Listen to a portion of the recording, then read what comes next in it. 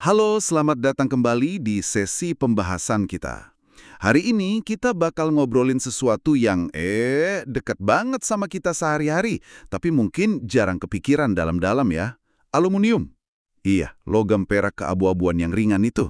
Ada di mana-mana loh. Nah, sumber kita kali ini catatan ringkas yang Anda kirim judulnya Aluminium, Sifat dan Kegunaan. Oke, misi kita sekarang bongkar info penting dari catatan ini. Sifat uniknya apa aja sih? Kenapa kok banyak banget dipakai? Terus, di mana aja kita bisa nemuinnya? Yuk, kita kupas bareng-bareng. Tentu, ini topik yang menarik banget ya, karena nyentuh banyak aspek teknologi dan kehidupan modern kita. Sumber Anda udah nyebutin sih, aluminium itu unsur kimia. Simbolnya Al, nomor atom 13. Ringan, warnanya khas gitu. Tapi yang menarik, walau umum banget, dia itu logam ketiga paling melimpah loh di kerak bumi, setelah oksigen dan silikon. Tapi, nah ini dia, Anda nggak bakal nemuin dia dalam bentuk logam murni begitu aja di alam. Oh, jadi nggak kayak emas gitu ya, yang kadang bisa ketemu bongkahan. Iya, tepat sekali. Aluminium itu terikat kuat di mineral, terutama di biji namanya bauksit. Proses buat misahin aluminium murni dari bauksit ini, wah, lumayan kompleks dan butuh energi besar. Pakai proses kimia, elektrolisis juga. Makanya, aluminium ini, meskipun melimpah, sebenarnya relatif baru dikenal dan diproduksi massal dibanding katakanlah besi atau tembaga. Butuh teknologi yang udah maju dulu buat ngebuka aluminium dari bijinya. Oke. Jadi ada proses industri yang lumayan gede ya di baliknya. Sekarang, mari kita masuk ke bagian yang menurut saya paling seru nih dari catatan Anda. Sifat-sifat uniknya. Yang pertama disebut, dan paling sering kedengeran, itu ringan. Catatan Anda bilang kira-kira 3 kali lebih ringan dari baja. Wah, ini kedengerannya signifikan ya? Sangat signifikan. Coba aja bayangin bedanya ngangkat rangka sepeda aluminium zaman sekarang dibanding sepeda baja yang jadul itu. Atau pikirin dampaknya buat pesawat terbang. Tiap kilo yang bisa dihemat, itu kan artinya hemat bahan bakar atau bisa nambah muatan. Bobot ringan ini, apalagi kalau digabung sama kekuatannya yang lumayan oke, jadi salah satu alasan utama kenapa dia populer banget. Selain ringan, tahan karat juga disorot di catatan Anda. Ini penting banget mengingat banyak logam lain gampang karatan. Gimana caranya aluminium bisa tahan karat? Nah ini salah satu keajaiban kimianya aluminium. Waktu kena udara, permukaannya itu cepet banget bereaksi sama oksigen. Terus membentuk lapisan tipis, nggak kelihatan sih, tapi kuat banget dan stabil. Namanya aluminium oksida, Al2O3.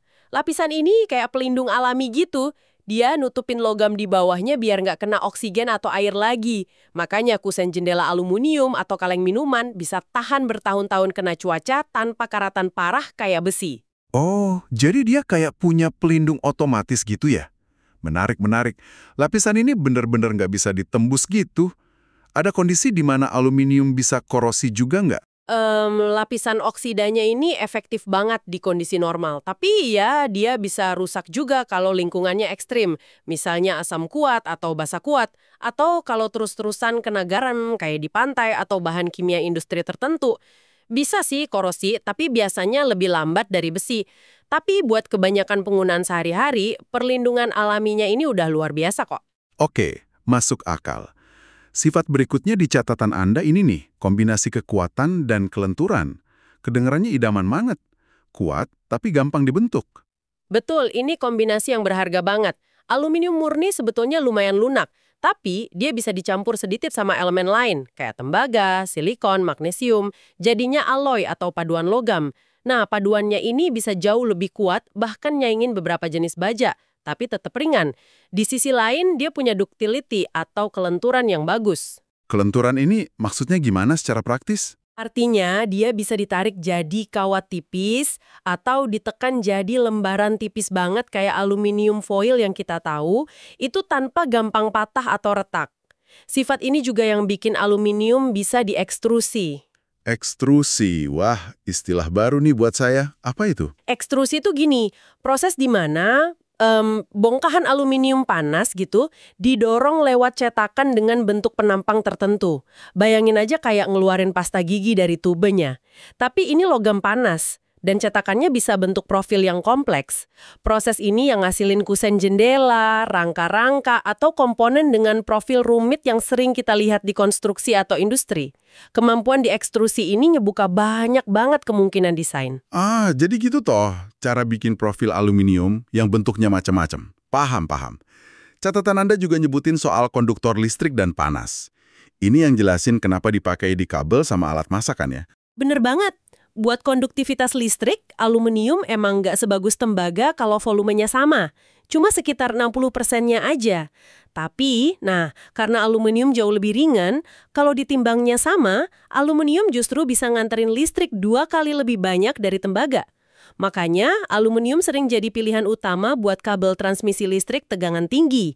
Yang panjang-panjang di menara itu loh, bobot jadi penting banget di situ. Oh, jadi perbandingan beratnya ya yang jadi kunci buat kabel transmisi. Oke, terus kalau konduktivitas panasnya buat panci dan wajan gimana? Konduktivitas panasnya juga bagus banget. Artinya, panas dari kompor bisa cepat dan rata nyebar ke seluruh panci atau wajan aluminium. Distribusi panas yang rata ini penting biar masakan matangnya pas, nggak gosong di satu titik aja. Ditambah lagi bobotnya ringan, jadi panci aluminium lebih enak dibakainya. Anda mungkin juga sering lihat heatsink di komputer atau alat elektronik lain. Heatsink, yang kayak lempengan logam bergerigi itu bukan sih? Tepat, itu seringnya dari aluminium. Fungsinya buat narik panas dari komponen penting kayak prosesor, yang cepat panas kan, terus panasnya dibuang ke udara. Kemampuan aluminium nganterin panas dengan baik itu vital banget buat jaga alat elektronik tetap dingin dan kerjanya optimal. Oke, dari kabel listrik, panci sampai pendingin komputer. Luas banget ya penggunaannya? Poin terakhir nih dari sifat-sifatnya di catatan Anda. Tidak beracun. Ini pasti penting banget. Vital, sangat vital, terutama buat aplikasi yang kontak langsung sama yang kita makan atau minum. Aluminium dianggap aman secara biologis. Dia nggak bereaksi sama kebanyakan makanan dan minuman, nggak ngasih rasa atau bau logam, dan nggak ngeluarin zat bahaya. Makanya dia dominan banget dipakai buat kemasan makanan minuman, kayak kaleng soda, tutup botol, kemasan fleksibel. Sama alat masak dan makan, tentu aja, keamanan ini syarat mutlak. Jadi, kalau kita rangkum nih sifat utamanya, ringan, tahan karat alami, bisa dibikin kuat tapi tetap lentur, dan gampang dibentuk, termasuk diekstrusi itu tadi.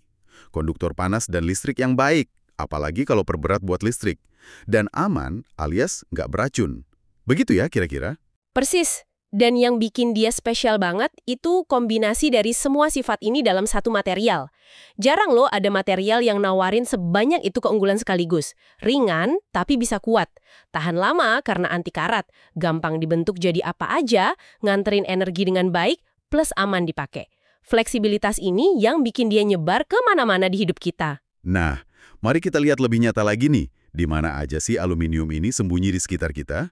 Sesuai contoh di catatan Anda, transportasi disebut pertama. Pesawat terbang, udah jelas banget ya, bergantung banget sama aluminium. Betul. Industri penerbangan itu mungkin salah satu contoh paling ikonik. Rasio kekuatan terhadap berat aluminium yang luar biasa itu krusial banget di sini. Ada paduan aluminium khusus yang dirancang buat badan pesawat, sayap, komponen struktural lainnya. Pakai aluminium bikin pesawat lebih ringan, lebih irit bahan bakar, bisa terbang lebih jauh. Kayaknya sih tanpa aluminium penerbangan modern kayak sekarang ini nggak bakal ada deh. Selain pesawat, mobil sama sepeda juga disebut. Iya, di otomotif juga penggunaan aluminium makin banyak. Tujuannya sama, ngurangin bobot biar irit bensin dan performanya naik. Dipakai buat panel bodi, blok mesin, velg, suspensi, macem-macem lah. Kalau sepeda, rangka aluminium itu nawarin kombinasi pas antara ringan, kaku sama harga yang relatif oke dibanding material eksotis kayak karbon. Jadi, pas Anda naik mobil atau sepeda, kemungkinan besar Anda udah diuntungkan sama sifat ringan dan kuatnya aluminium. Terus di konstruksi, saya sering lihat kusen jendela sama pintu aluminium sih. Bener, tahan cuaca karena lapisan oksidanya tadi, ringan jadi gampang dipasang, terus bisa diekstrusi jadi macam-macam profil. Itu bikin dia jadi pilihan populer buat kusen jendela, pintu, partisi, bahkan fasad bangunan modern sama beberapa jenis atap. Perawatannya juga gampang, nggak kayak kayu atau besi yang mesti dicat ulang terus biar nggak lapuk atau karatan. Elektronik juga disebut. Selain kabel transmisi sama heatsink tadi, ada lagi. Aluminium juga dipakai di komponen lain, kayak kapasitor, terus jadi lapisan konduktif di beberapa teknologi layar. Malah casing beberapa laptop atau smartphone premium itu pakai aluminium, kelihatan kokoh, ringan, plus bantu buang panas juga. Dan terakhir, yang paling dekat mungkin ya, di rumah tangga. Panci, wajan, kaleng minuman, aluminium foil. Wah, rasanya nggak ada dapur tanpa aluminium ya. Hampir bisa dipastiin sih. Panci dan wajan ya, karena konduktivitas panasnya.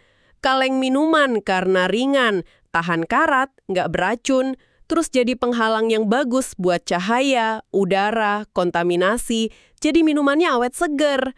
Aluminium foil serbaguna banget karena lentur, gampang dibentuk, tahan panas, aman buat bungkus makanan. Jadi, iya, aluminium itu teman setia di dapur kita. Ngelihat semua contoh ini, dari pesawat sampai bungkus makanan, benar-benar luar biasa ya, gimana satu material bisa sebanyak itu perannya. Tapi ada satu poin lagi yang penting banget di catatan Anda. Anda pasti maksudnya soal fakta bahwa aluminium bisa didaur ulang, kan? Tepat, ini aspek krusial, apalagi zaman sekarang gini. Sangat krusial. Dan ini salah satu keunggulan terbesar aluminium dari sisi lingkungan dan keberlanjutan. Aluminium itu bisa didaur ulang berulang kali. Secara teori sih nggak terbatas, tanpa kehilangan kualitas aslinya sama sekali. Logam aluminium di kaleng minuman yang Anda buang ke tempat daur ulang hari ini bisa jadi banget dilebur, diolah lagi jadi bagian mobil, rangkai jendela, atau malah kaleng minuman baru lagi. Kualitasnya sama persis. Tanpa kehilangan kualitas, itu beda ya sama beberapa material lain, kayak plastik gitu, yang seringnya turun kualitasnya tiap didaur ulang. Betul sekali. Sifat logamnya bikin dia bisa balik ke kondisi semula setelah dilebur dan dimurnikan lagi. Dan yang lebih wow lagi, itu hemat energinya. Bikin aluminium dari hasil daur ulang itu cuma butuh sekitar 5% aja dari energi buat bikin aluminium baru dari biji bauksit. Hemat 95% energi itu gede banget. Wow, 95%. Angka yang fantastis itu. Jadi, beneran signifikan ya dampaknya kalau kita daur ulang satu kaleng aluminium aja. Sangat signifikan. Ingat kan tadi kita bahas ekstraksi dari bauksit itu butuh energi besar. Nah, dengan daur ulang, kita bisa potong hampir semua kebutuhan energi itu. Sekaligus ngurangin emisi gas rumah kaca, ngurangin kebutuhan nambang bauksit baru yang rusak lingkungan, sama ngurangin sampah di TPA. Jadi tindakan simpel misahin sampah aluminium Anda itu benar-benar berkontribusi ke solusi lingkungan. Tiap kaleng itu berarti. Ini benar-benar ngubah cara pandang saya sih soal kaleng minuman bekas. Jadi, dari obrolan kita, berdasarkan catatan Anda ini, aluminium jelas bukan sekedar logam biasa. Ringan, kuat, tahan lama, serbaguna, konduktif, aman, plus bisa didaur ulang secara efisien. Dia benar-benar salah satu pilar material di peradaban modern kita. Tepat. Dia memungkinkan banyak teknologi yang kita nikmati sehari-hari. Mulai dari transportasi cepat, bangunan modern yang efisien, sampai kemasan makanan yang aman dan praktis. Terus, apa artinya semua ini buat Anda yang dengerin? Ini mungkin jadi pengingat ya, betapa material di sekitar kita, yang sering kita anggap biasa aja, punya cerita dan sifat luar biasa yang membentuk dunia kita. Dan khusus buat aluminium, ini juga pengingat soal pentingnya kita ikut berperan dalam siklus hidupnya lewat daur ulang. Dan mungkin ini bisa jadi satu pemikiran penutup deh. Mengingat aluminium ini melimpah banget di bumi, tapi terkunci di biji yang butuh energi besar buat dibuka. Sementara di sisi lain, dia bisa didaur ulang efisien banget, nyaris tanpa batas. Ini munculin pertanyaan penting.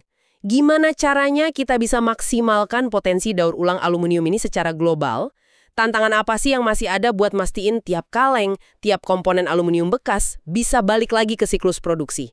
Biar kita bisa terus manfaatin keunggulan material ini dengan cara paling berkelanjutan. Minuman, Anda bakal lihatnya sedikit beda. Sebagai hasil proses alam dan industri yang kompleks, dan sebagai material dengan masa depan siklus yang panjang kalau kita kelola dengan bijak. Terima kasih banyak sudah menyimak pembahasan kita kali ini. Semoga ada wawasan baru ya tentang si logam serbaguna aluminium. Sampai jumpa di kesempatan berikutnya.